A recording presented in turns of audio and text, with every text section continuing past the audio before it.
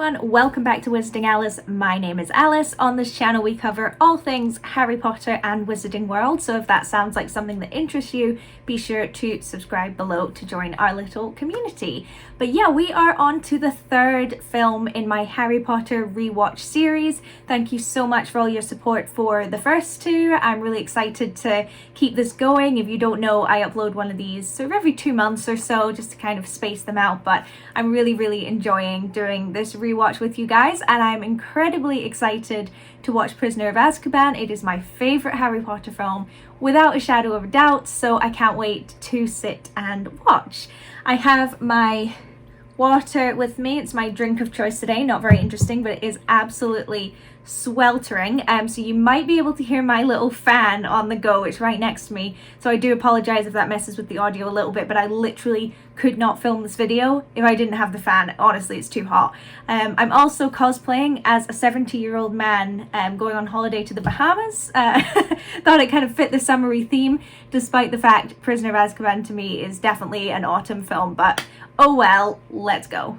Got my headphones on, I am ready to watch. It completely blocks out the entire outside world, and I'm pretty sure I'm expecting an Amazon delivery, so they might have to leave it at the doorstep because I wouldn't be able to hear it.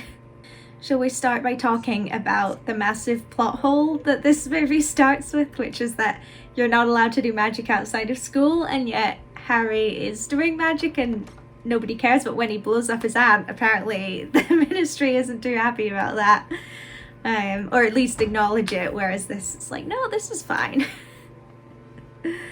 I do really like this film. As I said, it's my favourite one. I love a lot of the decisions that Alfonso Cuarón made, but I do think he thought more about how the film would look rather than things that actually made sense to the Harry Potter universe sometimes. So I'd love to know your thoughts on this film in general. What I also like about this film is I feel like it moves really fast. Like, it really races through everything. Like, it barely pauses for breath, and when it does in the right key moments. I just love it. I love Aunt Marge. I couldn't believe, I only learnt recently who the actor is that plays Aunt Marge. I can't for the life of me remember her name, but she's in like a million things. I'm pretty sure she plays Miss Trunchbull in the original Matilda. But she's in loads of stuff, and I just did not recognize her here at all. But I find all the Dudley stuff in this film so funny. Dudley is me in any social situation, like completely blanking everyone around me, watching TV and eating food. I love this. This is so funny. This CGI is top notch as well. It's so good. I say this in every movie commentary, but I love the soundtrack so much, or the score. It's so good, especially this bit of music. It really reminds me of being at the Warner Brothers studio tour for some reason. It just makes me so happy. I know this has been pointed out a million times, but I love that you can still see her floating away in the background. So it's these comedic moments that I love and are sorely missed in later films, which I'm sure we'll get to when I watch them. I think I'm the only person who doesn't love the night bus scenes. Like, I know I just said that I wanted like comedy in the films, but this is a bit too slapstick for my liking. Plus the shrunken head is very problematic. I do like this bit though. I'm like all over the place in this, but this is pretty funny. Tom has had a rough few years. I don't know why they changed his character so much. It makes no difference. This is the first film where I feel like you really start to see, I was going to say adults being problematic, but I mean, obviously we've seen that in the other films when they've been trying to kill Harry, but I think this is the first time that you've seen the quote-unquote like good guys with the adults show that it's not as black and white as that. As Sirius says, the world isn't split into good people and Death Eaters. Like, there are people on your side who are really problematic, like Fudge. You know, the fact that he's like picking and choosing when to make the rules apply to Harry, depending on you know, whether they need Harry safe or whether they care about Harry. So I like that that's started to be incorporated in, because I think that's a really, really interesting part of the Harry Potter series, is the role of the government and the media in all of this. Love it. Hey, Hermione. Okay, I can go back to quoting things now, doing my Hermione impression. Although I can't really quote these films as well as the first two, but I'll give it a go. What's it like? Brilliant. Loads of old. Yeah, sure. If I'll remember, I'll link it, but there's this really good video I watched that analysed this conversation and how it was directed to get certain messages across. So if I remember, I'll link it below, but it was a very good video. Why would I go looking for somebody who wants to kill me? It wasn't a Hermione quote, but I do remember that one. I love this bit. This is so creepy. Does anyone remember, it was maybe PS2, it might have been PS3, the Prisoner of Azkaban game, and you had to like run the whole length of the train defeating the Dementors? I don't know why, I just remember that specific bit about the game. It also reminds me, if you go to Universal Studios and you go on the Hogwarts Express, if you go a certain direction, there is a Dementor bit, and it's done so well. It's so creepy. That's what my hands look like in the winter. Laughing at my own jokes. Imagine being like 7 years old, you love the first two Harry Potter films, you can go to the cinema, see Harry get up to adventures, and this is what you see. It's traumatizing. The song is actually a bop.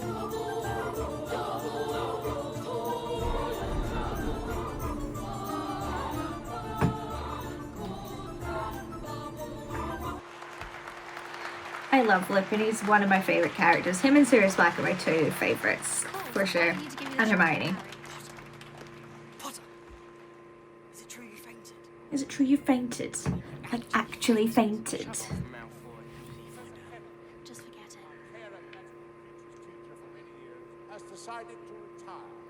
Malfoy is his most Malfoyist in this film, I feel like. I love the motif of the changing seasons with the Whomping Willow. Chef's kiss. It's so good. I would actually love this class. Like, you sit, chill out, drink a cup of tea, and then make up some nonsense afterwards. Hermione is such a gaslighter. Like, I know she had to keep it secret, but she makes these boys feel like absolute idiots the entire year. She makes them think they're going mad. She is the definition of gaslight gatekeep girl boss. Do you ever think about what Hogwarts subject you would take?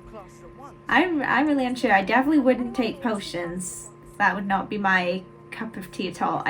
I know I do history of magic. And I think I probably would do ancient runes, because that's supposed to be like their language class, right? And I'm currently learning Spanish and I'm having a great time with it. Or should I say, yo soy aprendo español. That was I am learning Spanish. I think it was technically I am learn Spanish, but gets the point across. Oh, and I don't know how many subjects you're supposed to choose, but I would do History of Magic, I would do Muggle Studies for the Easy Pass, I would do Transfiguration, Charms, because that seems useful, and I feel like I need a fun one throwing in there. Maybe I'd do Care of Magical Creatures. But I know I wouldn't like Herbology, Potions. I don't love like practical classes where you have to like get your hands dirty. Although now I'm thinking about it, astronomy would be pretty cool. This is actually a pretty neat class. Like, they gave Hagrid a load of slack for being dangerous, but this is awesome. I didn't notice before that guy that ducks, or women, or I don't know who it is, but they duck behind a rock. I think it might be Neville.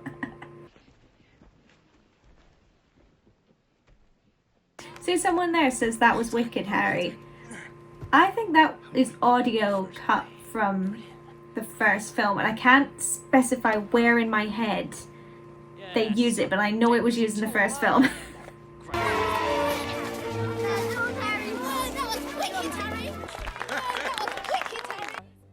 Black can be anywhere.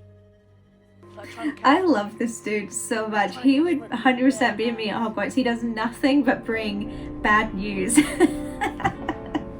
It's great. He's like only in this film, and his only lines are to be like super ominous. It's so dumb.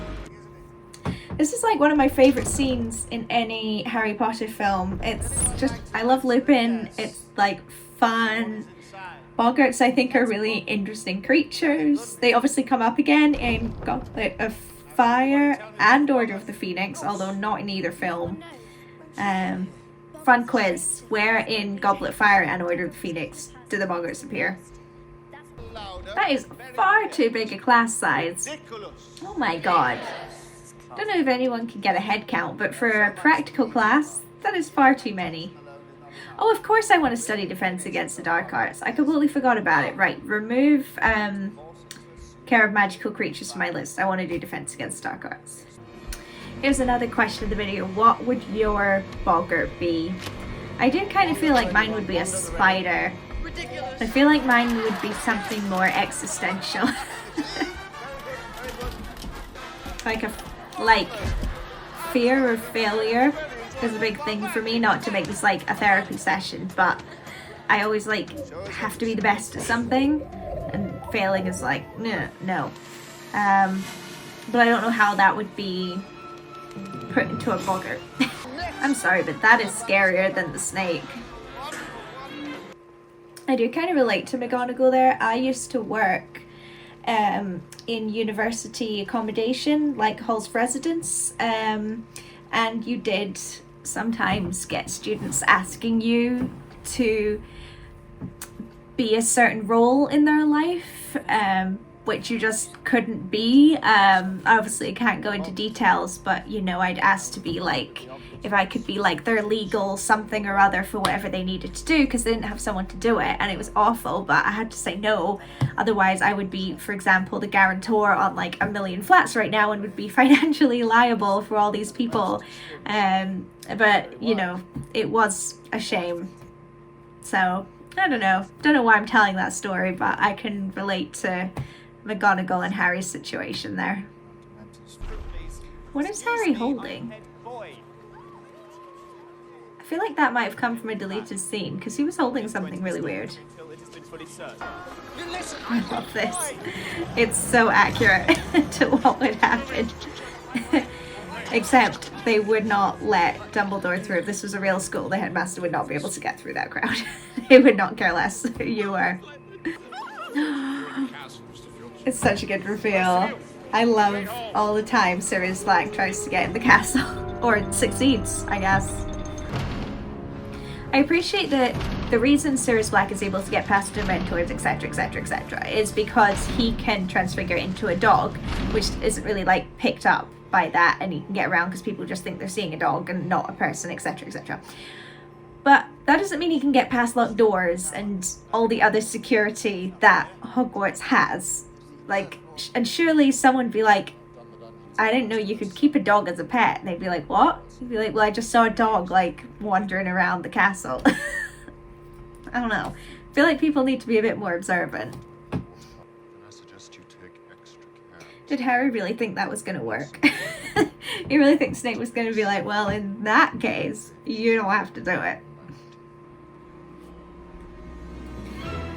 This Quidditch match here is my favourite one in any of the films. It's so dramatic. I love it. I wish they'd included the bit in the book where they put little like windscreen wipers on Harry's glasses. Is that what they do? It's something like that. I admire the dedication of the people watching. I'm not sure I would be in attendance on this day. My toxic trait is thinking that I would be like the world's best Quidditch player. God, how high up was he? He's been losing oxygen up there. Oh my god, what are the Hufflepuff team doing in the background? I've never noticed that as well. It looked like they were trying to pull someone's leg off. That I am up to no good. The quote that launched 1,000 tattoos. Are proud to present. More mischief managed, to be fair. I've seen more of them. And that. No. Is that really Dumbledore in his study. With the knife. Where they are, what they're doing of every day. Oh dear. Where'd you get it? Sirius Black was and remains to this day Harry Potter's godfather. That is brand new information. Apparently that news was big enough for me to take my headphones off. That's such a good twist. Love it. Sorry, excuse me. And consequently, we get a very good line delivery coming up. He was their friend, He was their friend, and he betrayed them. and he betrayed them. Here we go. He was their friend! He was their friend! I hope I love those spine candles. I've never heard anyone talk about them. They're so weird. There are so many, like, plot holes with this map that have been covered before, so I'm not going to go into detail, but number one, the fact that Peter Pettigrew would have been seen in the Gryffindor common room for the past 3 years. I'm never too bothered about plot holes, though. It's all just fun and games at the end of the day, innit? Peter Pettigrew. That's not possible. Just what I saw. So I guess this is the point where Lupin starts to realise, based on what he says later, that Sirius Black might actually be innocent. I guess. Shall we dissect Trelawney's prediction? I'm not sure it's all going to make total sense, but we'll give it a go. Professor Trelawney. He will return tonight. Sorry? So that's Peter Pettigrew. Tonight, he who betrayed his friends whose heart rots with murder shall break free. Innocent blood shall be spilt, and servant and master shall be reunited once more. So servant and master is Peter Pettigrew and Voldemort. But breaking free doesn't make any sense. No one breaks free of anything. Sorry, dear boy. Did you say something? Didn't make as much sense as I thought it would. I really like how the majority of this film is set over one evening. Like, it pretty much starts, the evening starts with this divination class, which I guess is the last class of the day, and then progresses onto this, and then the film ends that same night pretty much. I quite like that. These three outfits are so iconic. To me, they are like the Harry, Ron, and Hermione outfits. Cockroach! Hermione, no! No, he's not worth it. Such a badass moment. I love it so much. She takes the wand away. He starts to laugh. Yes. Apparently, if you put this scene and the Back to the Future scene later on together, when Harry and Hermione are hiding in the pumpkin patch, they line up like perfectly. It's pretty amazing. I love that if you watch carefully, this whole time Dumbledore is like, Dumbledore just seems to know everything. He seems to know what's going on, so he's always making sure they're looking in the other direction. It's pretty good. I thought I just saw. Let's go. Hermione's like, oh damn, I'm gonna be back here at some point.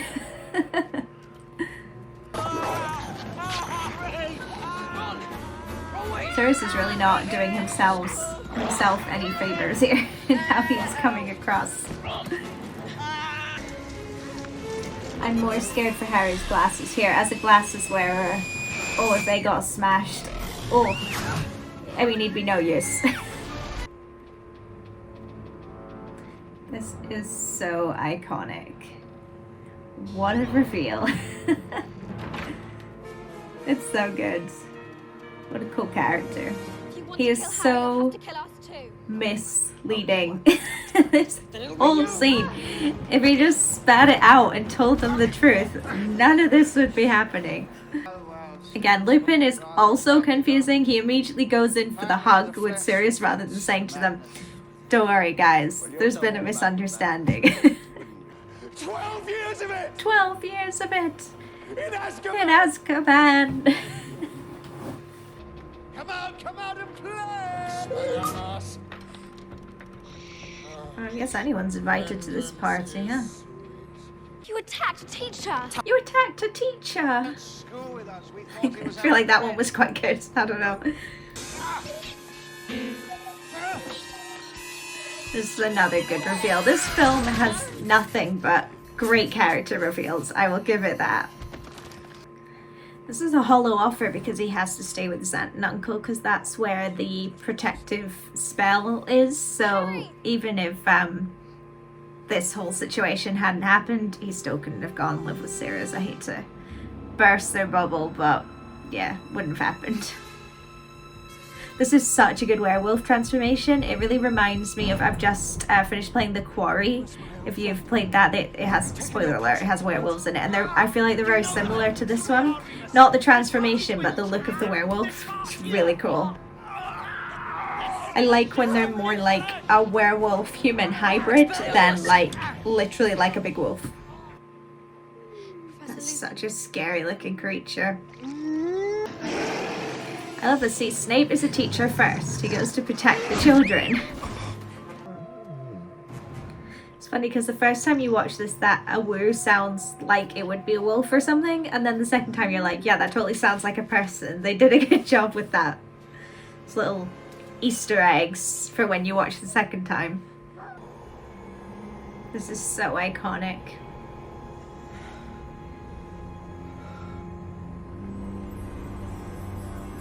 I love this so much. It's kind of sad, also. Notice that Alfonso Cuarón loves a fade to black. He's done that multiple times in this film. If you've seen any of his other films, let me know if that's a trademark. Actually, it's far too long. Bare knees. The fever's got me again.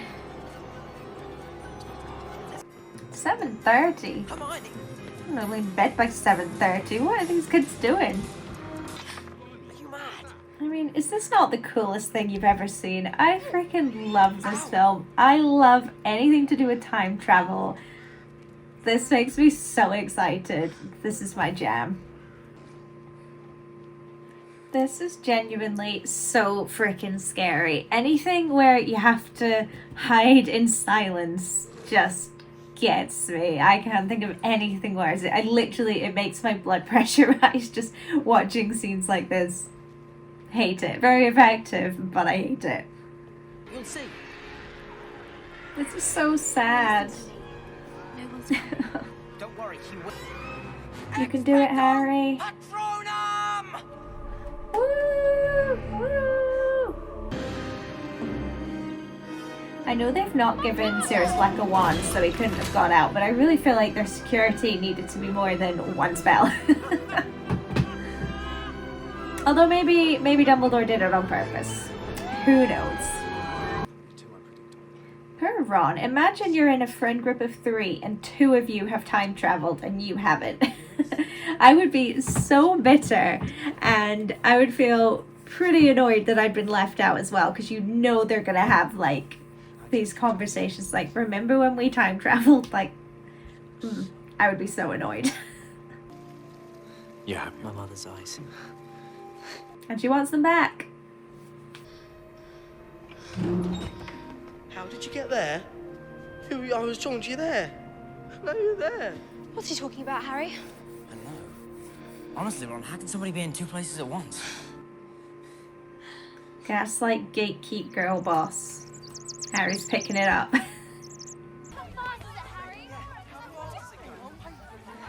Are you all ready to see the worst film ending that's ever existed. I'm cringing already.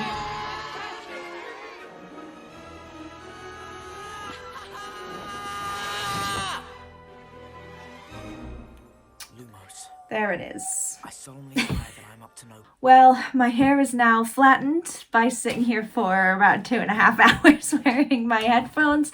But that was Prisoner of Azkaban. I'm sad it's over because it's my favourite one, so it's the one I've been most looking forward to reacting to. But I really hope you enjoyed this video. Let me know your thoughts and opinions on the series and on this film in the comments below. I definitely want to hear from you guys. But yeah, I mean, I'll be putting up a new video every single week, but I guess I'll see you for Goblet of Fire in, I don't know, 2 months, let's say. I have no idea, but yeah, see you then. Bye.